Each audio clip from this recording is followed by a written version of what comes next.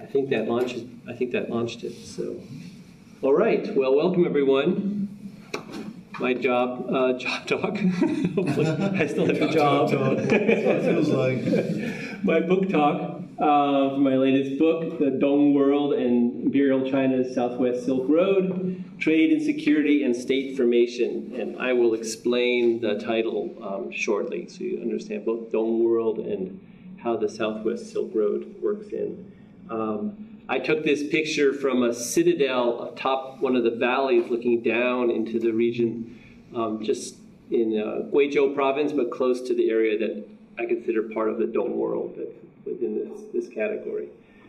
So what brought me into this topic for this is my second monograph, was my first book on Sino-Vietnamese relations in the borderland and looking at the indigenous communities between what is now Vietnam and China and their interaction with the state on both sides and how they functioned as small polities of their own in these regions, that they really had a cohesive sense of this valley area in which they occupied. And so to think of some way of describing that region, I decided to pursue a broader project that includes part of southwest China, which is now Yunnan province, Guizhou and Guangdong province, northern Laos, and northern Vietnam. It's kind of one large area, and actually reaches all the way over to into Myanmar as well. So that looking at the way that the Dong World functioned within history and within this region seemed to me to be an important topic to pursue, because the nationalist histories of both China and Vietnam we'll take those two areas, those two countries will take this area to take for granted the fact that it becomes part of China by the 14th century. It's kind of baked into the nationalist narrative that this region was part of China and somehow had always been part of China, and goes back into this deep history, when in fact this area is not incorporated into the Chinese imperial order until after the Mongol expansion into the region, and after they upset the trade and political relationships that had been established for then, at that point, almost a millennium. So the shift that goes on after the 14th century is quite dramatic for this region. But up until that point, I see a kind of cohesive sense of space around the area that I call the Dong World. And this is that region, the area here to the north, that would be China, Chengdu, so this is Sichuan province, Guangxi, which is southern China, northern Vietnam, Laos, and over into Myanmar, into Burma, and Assam even beyond into other parts of South Asia. There's a similarity in topography in this area, and there is a connection of communities borne out by the trade network that developed throughout this area. So another colleague of mine, the late John Whitmore, and I worked on an edited volume together, and we coined the phrase the Dong World. Dong means cave or grotto in Vietnamese and also in Chinese.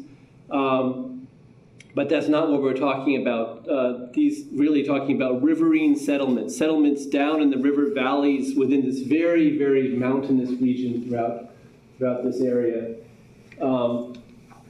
Not dissimilar to Western North Carolina. In some ways, you've got settlements inside of mountain areas. These people who are living in these settlements are very separate from other people. They want to kind of maintain their own security and sort of cohesiveness. And they certainly didn't like larger powers from outside of the region telling them what to do. So you see a lot of pushback from this area of the Dong World when it's confronted with imperial power, either coming down from the Chinese heartland or the states that emerge in the Red River Valley, Vietnamese state, and the other top states over here in Thailand and Laos. Another aspect of the region that holds them together is their common linguistic connection is that mostly Thai-speaking peoples, different Thai dialects. So these are peoples that have had a long-standing connection with each other, but they will band together with some other leaders in certain periods of time, either for trade or for political reasons, to maintain a sense of local autonomy in other times. So topographically, you can see this is a picture down inside the Dong world. You have a sense of the valleys, the kind of high karst mountains that are around there, fairly impenetrable by large horseback armies. Even the Mongols encountered that when they came down. But also very fertile lands at the lowland level. So you have, at the lowest level, these Thai-speaking peoples occupy this area. They brought in wet rice agriculture early on, and they developed this region for themselves. But they managed to keep outsiders at bay. They were very skilled at that sort of defensive warfare, defensive tactics to be able to hold off outside forces. So when it comes to the interaction with the Vietnamese court or with the Chinese court, particularly with the Chinese court, there is a lot of negotiation that goes on before there's any sort of attempt to control outright this region that I'm talking about. This picture I took in Haguang district is about 10 miles from the Chinese border right here. And it was also the site of the 1979 border war between China and Vietnam right here. And the artillery, the Vietnamese artillery, not in the Dong world context, but in the modern context, they placed it up inside the mountains, and this is the area that the Chinese armor tanks came in here, and they were all destroyed, along with the village that I was studying from the 10th century, along with the temple that I was studying. So I had to ask a local guide how to get into the space where I could find the stele, the stone tablet that was the thing I was looking for when I was up there. And I was brought into this and told to avoid walking in certain areas as I got in because there was still unexploded ordnance throughout this entire region. When I found the stele, the temple keeper had buried it underground so it wouldn't be harmed. So he dug it up for me, and I had a chance to see it, which was, for a grad student, that's a pretty remarkable find. Grad students love that kind of stuff. So that goes way back, but my more recent research kind of looks at the broader implication of this area. So the region of the Dong world was really from about the 8th century through the 14th century, I would say, is sort of the height of this functioning of this space, although my book carries it back to an earlier period. But I think that at that point, there is really a sense of kind of connection between these villages. This is also a modern picture from the Chinese side of the border, so you can see kind of the variety of agriculture that's still practiced here, but it's mostly the remoteness of the region which kind of kept people separate for a long time. So the Dong world villagers and villages were clan-based, so they're based on sort of lineage groups, and the leader of that group in a mostly a patriarchal order, but I note in places where it's certainly more the wife's family, and the wife has more power and generational power than and it's more of a matriarchal order in those cases. But clans such as the Huang clan and the Nong clan span across what is modern-day Vietnam and China and throughout this region. Those are just examples. There are several other clans that go further north. Their authority, their reason, and this map, I know it's a little bit small here, but this map shows you some of the places where the commanderies are. This is where the Chinese court in the earlier time tried to establish their control by setting up a military order. And all around them, ringing around them, are villages that are controlled by these different clans. And so without those clans and their ability to control the trade and access to this communications in this region, it would be impossible to function in this part of southwest China. So that Chinese officials, even when they insert themselves into the Dong world in this region, are always negotiating with these other peoples to be able to function in that space. And those families, the Nong and the Huang families and the other families, are remaining in their positions of power because they control trade, and trade is really the coin of the realm here.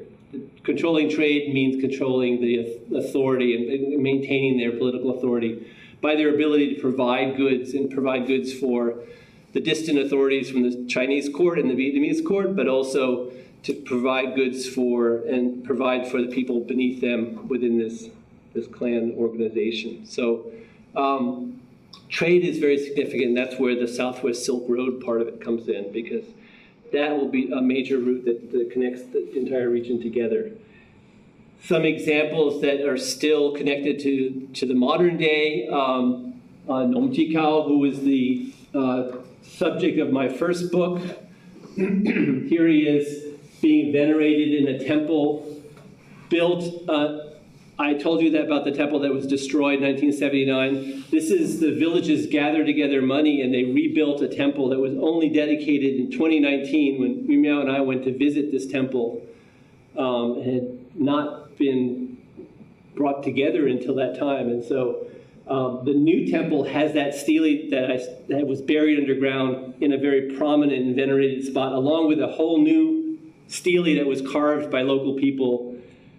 This time not in Chinese characters, but in Quoc Ngu, in modern Vietnamese, celebrating him as this great hero of the Nong people. And that's where it gets problematic from the Vietnamese point of view, government's point of view, because they'd like to see him as a great folk hero of the Vietnamese state. They don't like to see heroes of a particular people in a particular region, but he was most definitely, you can see all the signs that his achievements were seen as great by the Nong, his clan. His clan is celebrating him, and so that is something that also marks this space. Another one of the heroes in the early period that I studied for this book, Huang Bing, had family members that spanned between the Chinese side of the border and the Vietnamese side of the border. So through marriage alliances, he married into the Vietnamese court, and then he served the Chinese court. So he was in both, he had members in both courts, so kind of as an insurance policy. So depending on what was going to happen, he'd like to go this way or that way. So dual overlordship is also part of this arrangement. I kind of studied that as well as part of this book, looking at people serving both sides so they could maintain their status locally. So interactions with the Dai Viet, meaning that this is the early name for the Vietnamese court in the 11th century, on until the end of the French War. The Dai Viet was the state. The Dai Viet court, which is located in the Red River Valley near modern-day Hanoi, and the city was called Tan Long at that time. They wanted what the Dong world peoples had, including certain resources, material goods, but horses were a particular, and I will talk about that a little bit more in this talk in a moment. To gain access to them, the Vietnamese court used personal relationships, as I said, marriage alliances, establishing ties with certain clans, giving titles to clan members, even very high-level titles. While they were probably nominal titles, they're probably just honorific, but they sort of to give status to these local people, to them, connect them to the court, to the lowland court, to at least have some of. And if that didn't work, they also sent armies and expeditions out to the frontier to like force people to kind of become part of their system. And in that case, that was risky because sometimes they would be the losers in that engagement. Military expeditions were never a sure thing when it came to either Chinese or Vietnamese kind of military expeditions. The local people won as much as they lost in those encounters. And many times the local people ally themselves with either the Vietnamese court or the Chinese court when there are conflicts between the Dai Viet and the Song, the Chinese court. You'll find the local people are allying themselves to back the side that's going to benefit them. It happened several times, one in 980. The Dai Viet people, the Dong World people ally with the Dai Viet against, there's an invasion from China, which fails. And then in 1075, there's a very famous, I guess I should say, preventative invasion from the Vietnamese side to keep the Chinese side from coming in. And they allied themselves with many of the upland peoples, joined them, and actually were instrumental in keeping the Chinese court off. And then when the Mongols invade 3 times in the 1280s, and 1260s and 1280s, and they are never able to topple the Vietnamese court, and much of that had to do with the fact that the Dong World clan leaders and their militia joined with the Vietnamese court to prevent the Mongols from coming in. Unlike all the neighbors around them that were all overthrown by the Mongols, the Vietnamese managed to hold on in that period. The Chinese side was different. The Chinese side used what was called the Jimi system.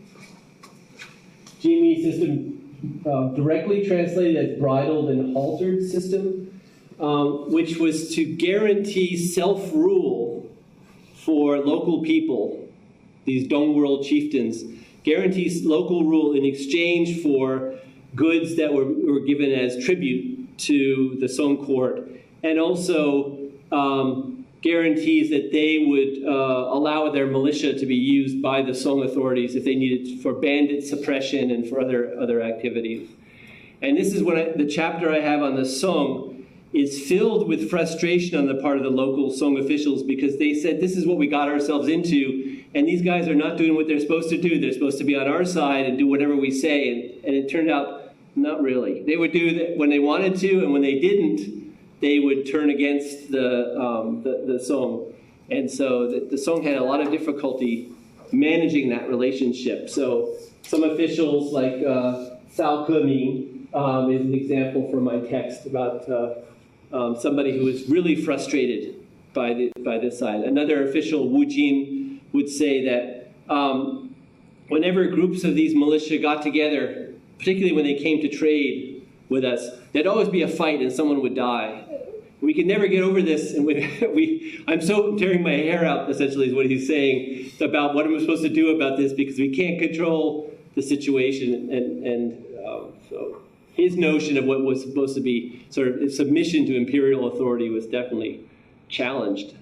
I don't have a picture of him, so I had to include another Song official, Wang Anshi, but this is an official who's a well-known character in Chinese history. But he also made some orders from the central court that tipped the balance and forced the war in 1075 between Vietnam and China. So he is significant, but he looked vexed in this picture, so I thought I would just use him as my Song official. So the Southwest Silk Road, was really a route, and this is somewhat the term Southwest Silk Road, because no one at any point within this region actually called the region that we're going through the Silk Road. There was no term for Silk Road, and there certainly was no term for Southwest Silk Road. There are many routes that have traditional names that are all make this map a kind of confusing set, but I worked a lot with the cartographer to put this together, so as accurately as we could to kind of depict what these trade routes look like. But the Southwest Silk Road really is the connector between inland China and the Indian Ocean and the Indian Ocean maritime networks, and it'll last. The Southwest Silk Road really continues to function up until the early modern period, but it's up through the Mongol era that it's very an important connector. And the people controlling that trade are the people within the Dong World. The Dong World lies at the heart of it. So I argue in the book that the Dong World is both a bridge and a border between South Asia, Southeast Asia, and East Asia, because it brought in the goods, it brought along ideas. Types of Buddhism cross this line and enter into China, but it also, when the area was not willing to engage with these courts, it could cut off trade between the two sides. Trade in horses, particularly salt for horses, is a very important part of this. Textiles were a very important part of this trade. This is Vietnam down here. This is Tonkin Gulf down here. Red River running up here. At the heart of this region is an area called Dali, and that's where another kingdom emerges that will balance Dali, Dai Viet, and the Song. So I look at this triangular relationship in my book. Dali is really born out of the Dong world. It's a confederation of these clan groups together supporting a ruling family. But as the ruling family would find the Duan family that was ruling, when the Mongols swept in, they managed to co-opt all of the Dong world chieftains, and the Dali fell rapidly in the 1050s. So they didn't have, it seemed like the Dai Viet had a better relationship between these groups. Mineral mineral wealth in the region is also very important.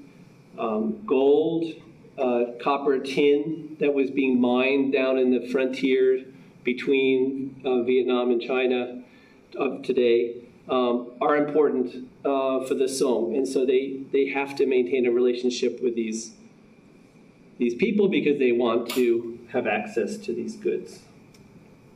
But the horse trade is the most important because the Song dynasty faced nomadic threats from the north throughout its existence, but they became particularly treacherous for them after the fall of the northern Song and the beginning of the southern Song. So after 1127, you have the Song authorities turning to the south to get horses because they're cut off from the horse trade that's coming in from Central Asia. The horse trade they used to depend on that came through the traditional Silk Road, the northern Silk Road, and that's how horses used to come in. Now they're getting horses off the Himalayan plateau, and those are coming into the Dali and then being traded down into southern China.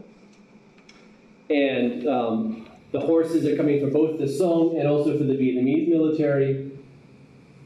The Hongshan garrison is really the focal point for that trade, which is down in southern China.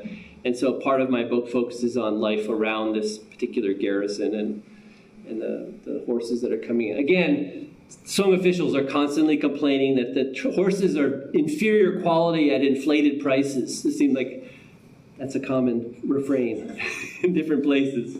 But it's in the official record looking at during the 12th century, they're constantly complaining about how bad a quality horse we're getting from the Dali when we know they have much better horses and they're charging us so much more silver than we could possibly pay for these horses. But as when the Mongols sweep into the north and take over what's northern China, the Song are even more desperate to use their connections to the Dong world for intelligence gathering because they want to know where the Mongols are going and how the movement of the troops around. So we find by the end of the 12th century into the 13th century, you have an attempt, mostly into the early 13th century, I mean, the efforts of the Mongols are being tracked by residents of the Dong world who are working with the Song. So the horse traders and sort of these intelligence gatherers become one and the same.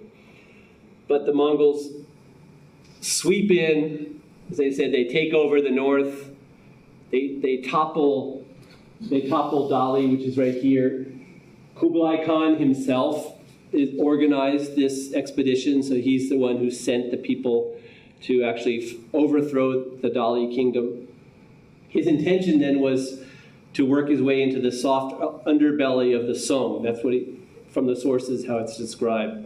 Come up from the south and come in, having also toppled the Vietnamese kingdom, that was the intention. But that doesn't work out for them, but the Mongols do manage to undermine Dali. And so these campaigns involving Vietnam are all unsuccessful on part of the Mongols, but they're successful on the part of the Dong world defenders that have joined forces with the Vietnamese court to fight them off. this is a Ming Dynasty, so this is a 14th and 15th century wall for one of the citadels that was there defending against it's on the site of the same, close to where the fortress was when the Mongols came in.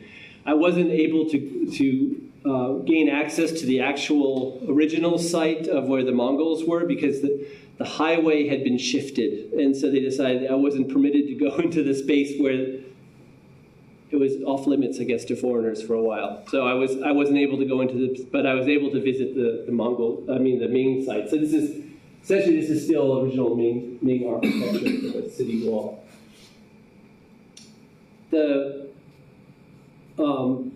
As I said, the Song and the Vietnamese depended on local people within the Dong world for many things, but one was using their militia to protect against issues that they faced, banditry and other disturbances, kind of local disturbances. But that same militia also organized themselves to preserve the autonomy of these local chieftains to a point. So there was always this point of negotiation between imperial authorities who were present in the area and the local chieftains who actually controlled the militia because they were related by blood to many of the leaders within the militia and the kind of extended villages. And if they would mobilize people, they could choose to mobilize or not mobilize based on their own, if they were not interested, then someone would have to come up with a better option for these groups.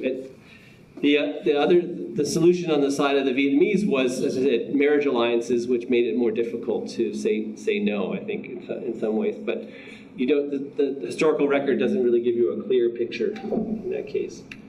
So I mentioned that on the Vietnamese side, kind of joining forces with the Dong world was something that was practiced. And so I balanced those two in this study to kind of look at one against the other.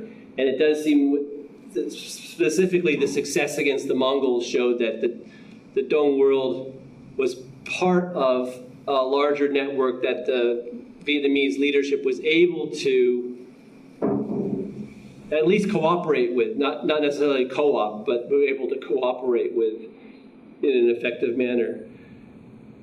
There have been several studies recently about the 20th century relationship between the Thai population of the region and the lowland Viet Minh government. And it's interesting parallels, I won't say because historians, you can't say this like correlation between the two, but definitely it's an echo in the modern day, particularly around the defense of Dien Bien Phu and what happens there, the connection between how the mobilization of the Thai peoples that were in that group, even though the French actually had Thai soldiers within their ranks, but mobilization of the indigenous people that were really part of the logistical support for the Viet Minh as they were encircling Dien Bien Phu is an echo of what happened in this period of time when the Dai Viet leadership used the same peoples from the same area. Lao Gai and that whole area were part of their support group. All right, I want to end on sort of how to reconstruct the Dong world. The problem with, it's always there. One, working on an earlier period, it's the problem of sources. The textual sources are limited, and they're all written from the perspective of the courts, the distant courts, or court representatives, officials that are writing about their sojourn to the south, or when they're posted to the south during that period of time, they'll write a description. But they're so filled with tropes that come down through the time from earlier times about what southern barbarians are like, that you begin to wonder how much they actually left their own magistrate's hall out and went out into the village to see what people were really like. So the sources are filled with stock images, and so you have to kind of cull through that to figure out exactly what life could have been like. The only sources that I found, and this is for my first book and the second book, is epigraphical sources, as I said, stele, stone tablets, using them. Archaeology, or the results of archaeology. I don't have access to the actual research, but field reports that archaeologists do. I use this as a way. Oral histories, and some of them I took myself down in the borderlands areas, but they're also filled with quite colorful and wonderful stories, but they're very magical, like Nomjikao, the hero that I mentioned that I showed in the temple. There's a famous story that after his third rebellion, he tried to form a state, and he was finally crushed. He jumps atop a white horse and flies into space, and that's it for him. And somehow I couldn't work that into the source, but I've held on to all of those descriptions because it's something that is just something about the commemoration of these figures today that still resonate for local people. And one thing that the Vietnamese Vietnamese government today is still concerned about is how much it's really connected to local lore and local kind of legacy, and not national. Not willing to kind of nationalize the sort of the importance of this figure like Nom Chi Kao. So that I just wanted to note that in pursuing a topic like this, and a lot of things in early East Asian history, but particularly Southeast Asian history, is that we have a real dearth of materials. There's a lot of trying to work and piece together what you can find to make sense of these different topics. So this book, I hope, brings a new understanding of the Chinese borderlands. This is the stupa that's located in Dali that was established, which also you've seen before, you've been there. So this leads off my book because when I first went there, my feet were hurting so incredibly bad. I could barely walk up these steps. I was in great pain. So having not walked all the way from Kunming, but it felt like I'd walked all like 1,000 miles to get to this high mountain region. But so this idea of bringing a new understanding of the Chinese borderland, really trade center relationships, and emphasizing the autonomy of the Dong world itself and its intersected history, even in the face of these nationalist narratives that try to kind of cover over this period or kind of dismiss this as having its own local significance. Right, we'll stop there. Thank you. Any questions? Well, first, you take really nice pictures. Yeah. So the Thai language that was spoken in this, are there any traces of that left, or is it like the Thai, modern Thai language? Well, there are many dialects of Thai Kadai language. Yeah. So of the many dialects, there are many. There's Thai Dem, there's Black Thai, White Thai, Zhuang, which is the Chinese largest ethnic group that is Thai-speaking in the Southwest. There were linguists in the 20th century, particularly in the 50s, that tried to reconstruct or provide a written version of these languages to retain them. But they vary quite a lot. And they vary from what is Thai, modern-day Thai of Thailand. Was there one that kind of unified this region that was widely spoken across all these borders? Or was it different kind of variations on a similar? David Chamberlain, and there's a historical linguist who works on that particular topic, and I always find his work to be somewhat vexing because I can't figure out. He describes one group, and then he says, "Well, the variant occurs, in this particular group because they were displaced for whatever reason, and they moved into another region, and the language developed differently." So it's likely that they've been present in this region prior to the 8th century. Going back all the way to the 4th century, we see evidence of people there, but we don't have any language to kind of compare it. At that point, we don't have any sources that refer to. Right. So he's going by other markers that I've never really been able to completely understand. Yep. First off, great job, talk. Oh, thank you. Right to me, you'd be hired Get for sure. But if the history thing doesn't work out, I agree with Chuck. You could get a job as a photographer. Those are some great shots, man. But I guess I have actually the sort of the political equivalent of the language question, the linguistic question. And this term autonomy Yes. that comes up, including here, but at the beginning. I mean, what would the political structure, I know you mentioned, you kind of addressed it, I think, with the Kingdom Dali, you mentioned the term federation. Is there there's not a centralized governance structure. It sounds like it's very loosely federalized, if that's a term in this context. Yeah, kind of federation. Sort of a clan base, and they're linked more by trade, not so much as a political. Are there ever conflicts between people? There are conflicts. I get into there are larger states that emerge. In the 8th century, the Nanjiao is the kind of largest one that then will be the Dali kingdom in the 10th century inherits the Nanjiao, and so those are centered on the area around what is modern day Kunming in Yunnan and Dali in that region. They have a center and a court, and they take on a lot of the trappings of Chinese courts, but also of South Asian Maharaja. They take on a lot of different aspects of the larger rulers in the area that they're occupying. But then in the period that I looked at, particularly in the 11th and 12th century, there are 3 major polities that come up that are Chinese sources have really obscured their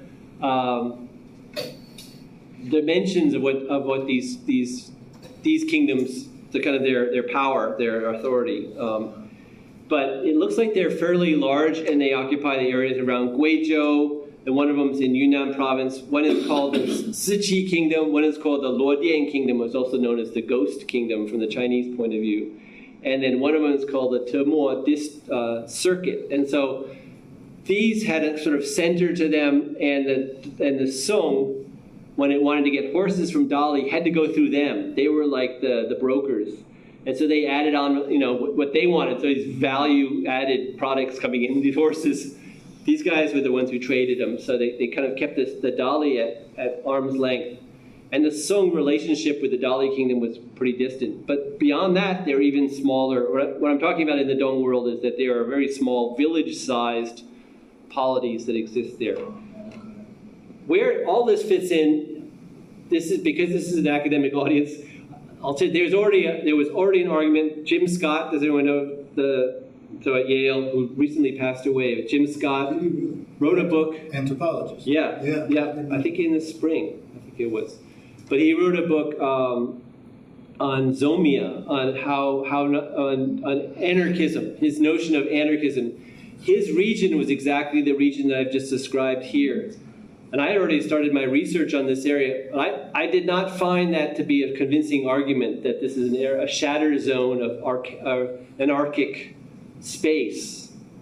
I saw, if you look down at the lower level at the sources, you find people organized. They're organized throughout these river valleys, and their control of trade and their control of political and economic authority really define them differently from a space that people fled to get away from the state. I just did not see that. But at a very micro level, it sounds like. Yeah, so this is a counter to the Zomian argument in that way, and I bring that up in the book as well.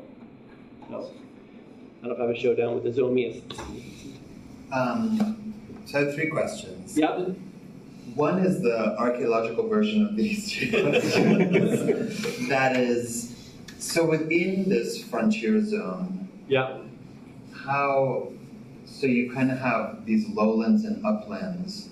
Are they settled by different groups, or the same group that kind of move up and down? Or if it's 2 different groups, do they kind of have their own alliances or conflicts within? It's a very good question, because and Scott brings that part up, and that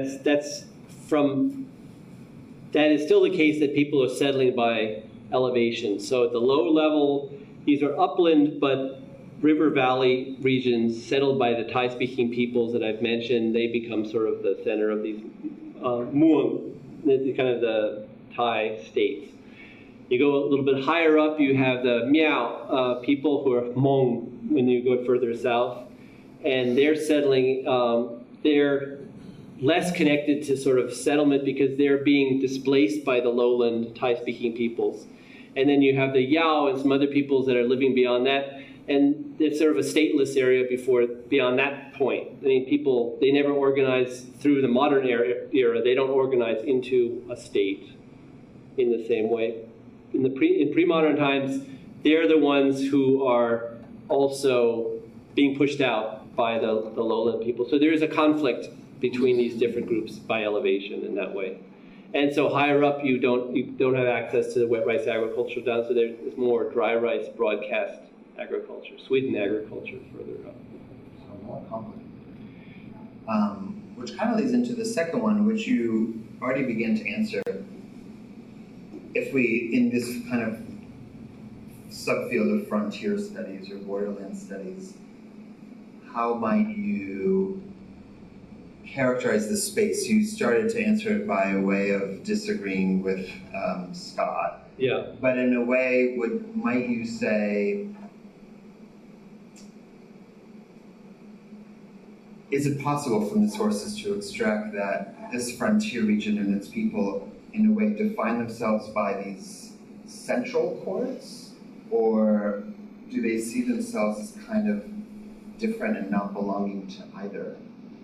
You know what I mean? Yeah, I think there are liminal. I mean, there's in that space between those two. Some, the closer they are to where a court organizes itself, like the Nanjiao court around Kunming and up to Dali, they then call on the 37. It says the 37 clans or 37 tribes. There's a whole stele saying we all are joined together now, and you're part of our group, and that's it.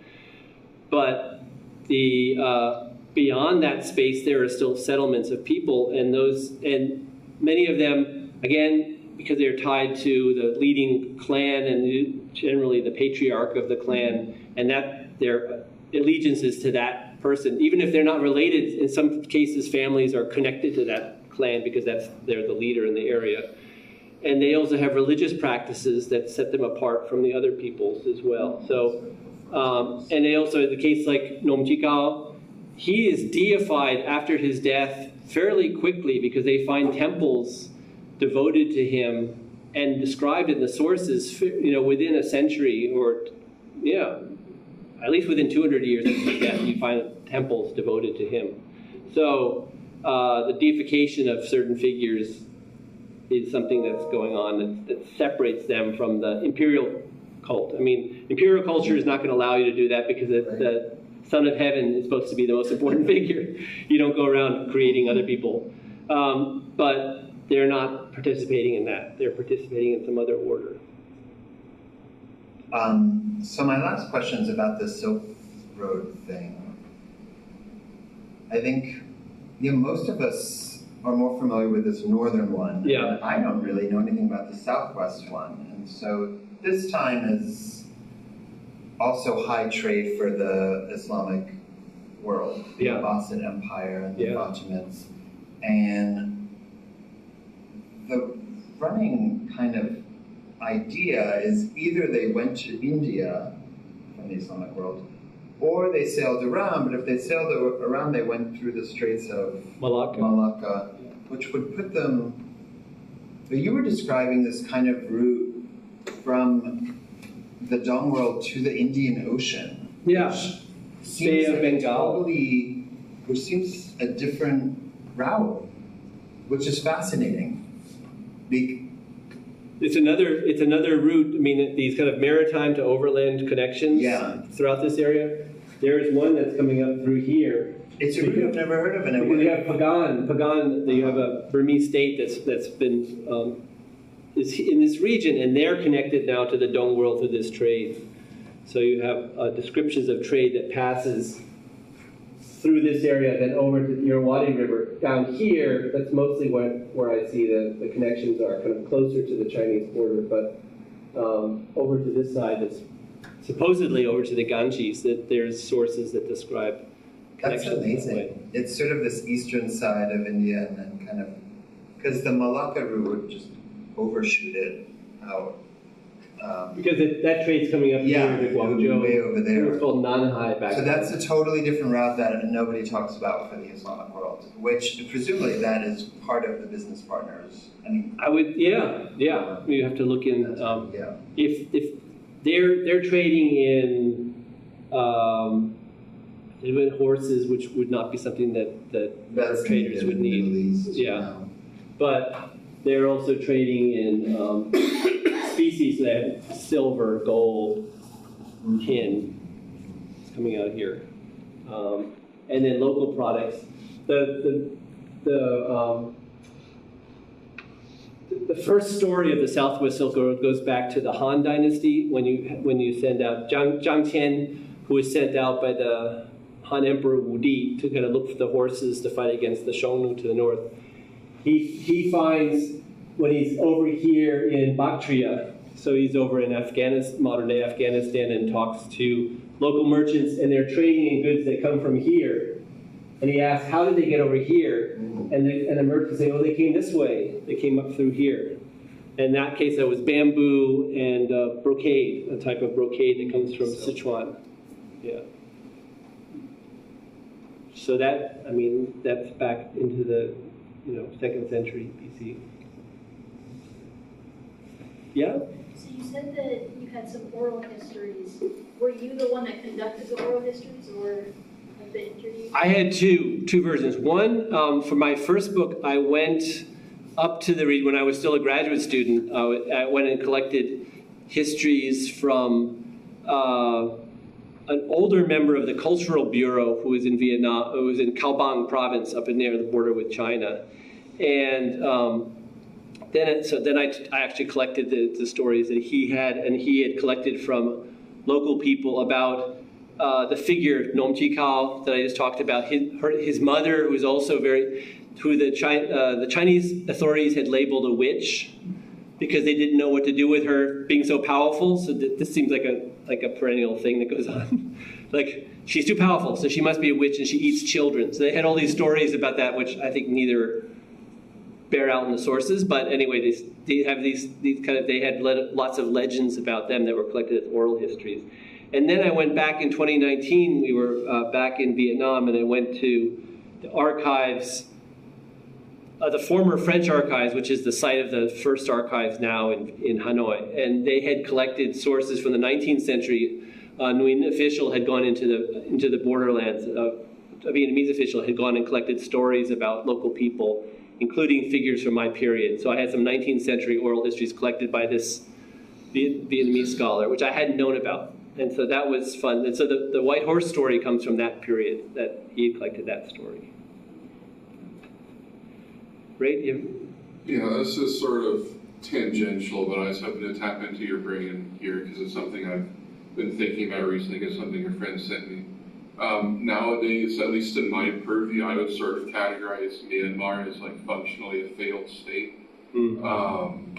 And I know that there's a bunch of like ethnic minorities in and around this border that you've dubbed the Dumb World. Yeah. That are seeking some level of autonomy from the government of Myanmar. Is there sort of a modern day overlap between, this group that you've mapped out like 1,000 years ago and what we see going on now in Myanmar?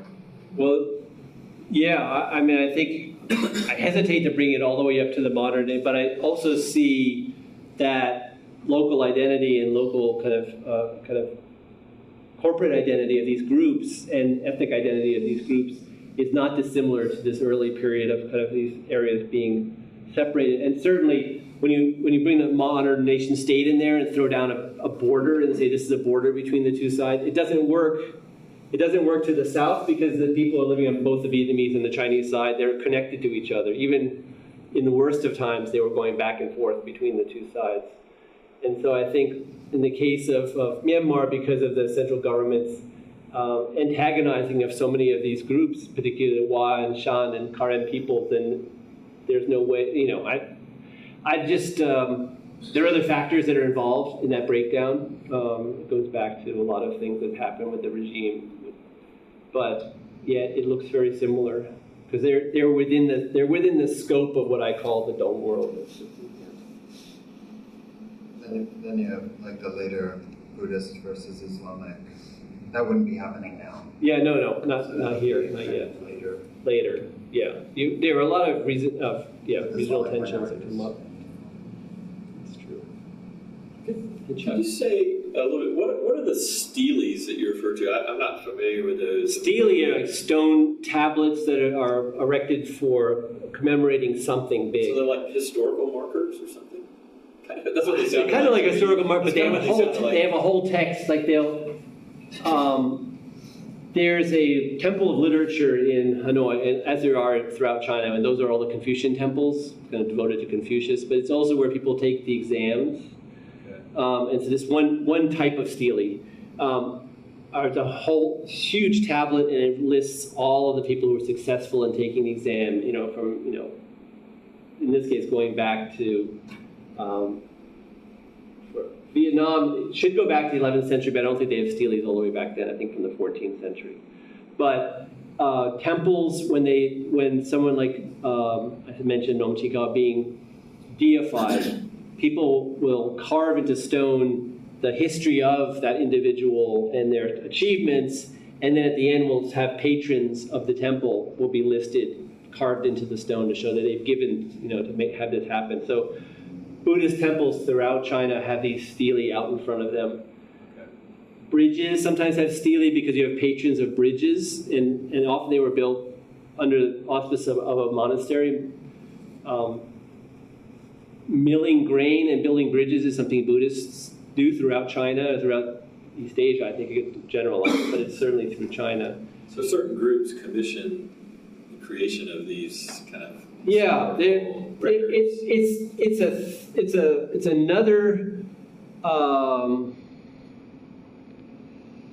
another way of preserving text in a more permanent fashion that goes well back into it's 1,500 years ago, they already established this as a tradition. So today we have a lot of sources that, everything else, wood is gone, the bamboo, paper is gone, silk is gone, but stone is still there. So we still have sources. So the most reliable sources I could find is when I could find a stele that was devoted. And a stele is that stone tablet. Yeah. And some of them as large as they go all the way to the ceiling, Wow. And so that's a lot of text. Right. Do you have a picture of the one that was buried? I do. Maybe for the Chapel Hilltop. I should put that in there. If you're allowed to. Yeah. That would be great. I dug it up. It was so hot. It was like 100 something and like 100% humidity. And he said, we can't see it. So he had his water bottle. We threw water to get the mud off. And then I took grass and rubbed it on so he could highlight the text itself. And then I took a picture of it. And that was the only picture of this stele that existed that anyone knew. So when I went to China and talked to, a few months later, I went from Vietnam to China to continue my research. And I made a copy of the picture and gave it to an old scholar who was in China. And it was really he felt the most precious thing he had, because it shows up later on in a publication dedicated to me. I mean, because of the picture, because he translated, he said, because he was surnamed Nong, so he was connected to the Nong family, so he's like, this like justifies everything, that you captured this thing. So that's the one academic or scholarly thing I've done that I feel like, I had a personal impact on this guy. I really. So you dug it up, so you were doing archaeology. I was doing archaeology, yeah. It was buried because of the shelling in the area. The whole village had been obliterated along with the temple. But the temple keeper and his family, they lived in a little hut on the outskirts of what had been the village when I went to see it in 1990, the first time in 1995.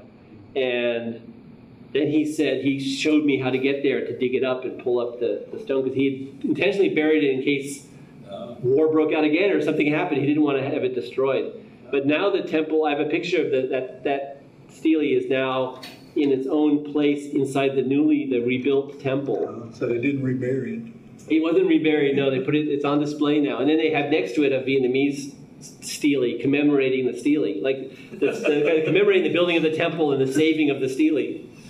Which you had a key part. I had a part in. Wow. Is your name on there? That's right.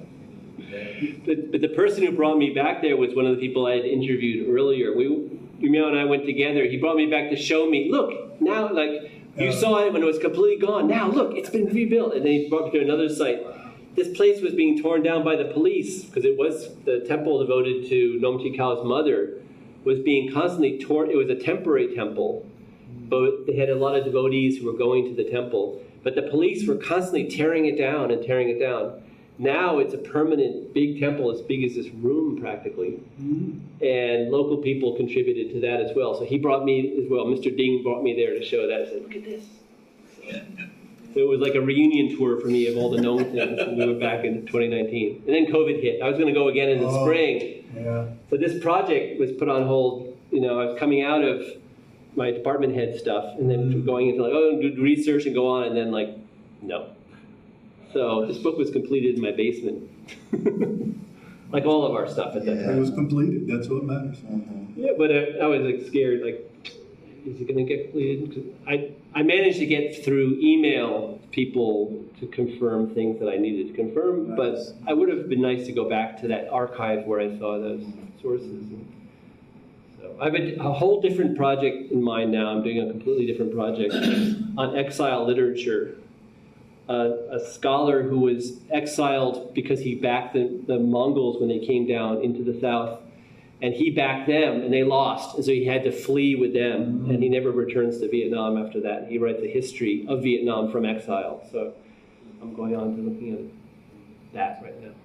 Jamie, looking at that map, it looks like significant swaths of what are now southwestern China, basically. Yeah. So Guizhou, the province here, Yunnan province. Yeah.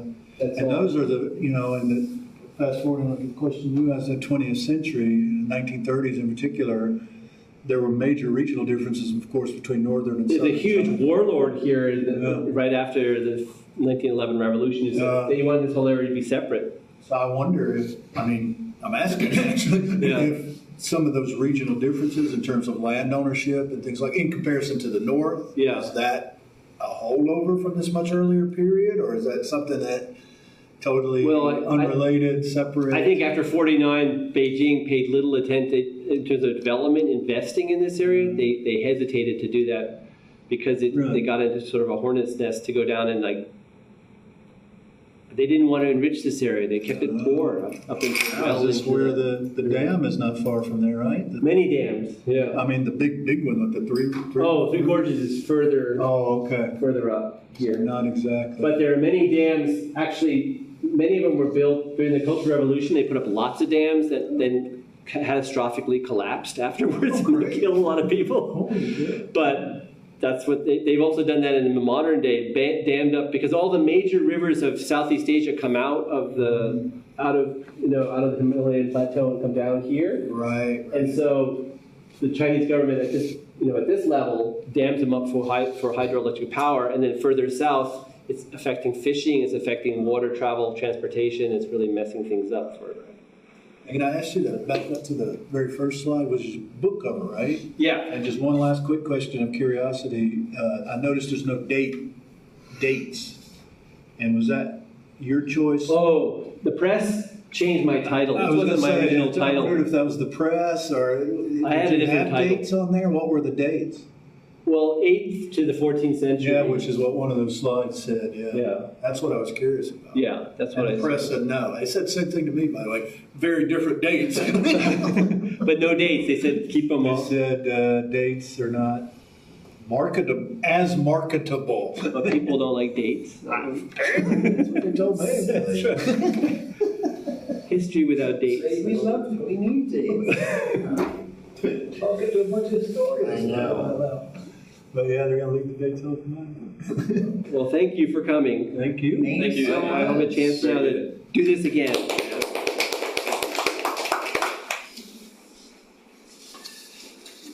Are you still recording? Do you need to? I'm gonna turn that off. You got the